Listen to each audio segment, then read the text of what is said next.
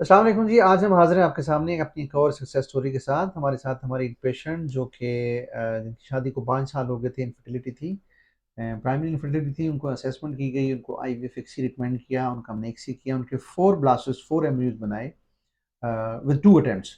हमने उनके पहली अटेम्प्ट जब ट्रांसफ़र किया, तो उसी अटेम्प्ट के साथ अल्हम्दुलिल्लाह उनकी प्रेगनेंसी हो गई, जिसमें एक एक्सपेंडेड ब्लास्ट था और एक ब्लास्ट था।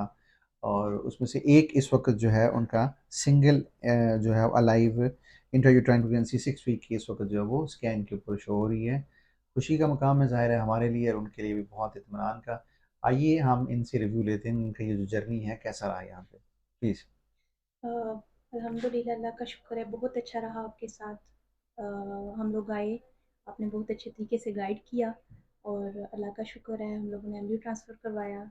ट्विन्स के साथ करवाया लेकिन अल्लाह के करम से फ़िलहाल सिंगल के साथ जा रहा है। बहुत अच्छा रहा आपके साथ। चलें जी, हमारी दुआ है कि अल्लाह ताला इनके लिए आगे भी आसानी रखे और इनका जो सफ़र है, ये जो पेरेंटहुड अचीव करने वाला है, ये इसी तरह इंशाल्लाह ये अपना जो है वो उसको मुकम्मल करें और एक बहुत हेल्दी बेबी जो है वो यहाँ से लेके जाएँ। थैंक यू इंशाल्लाह। Very much.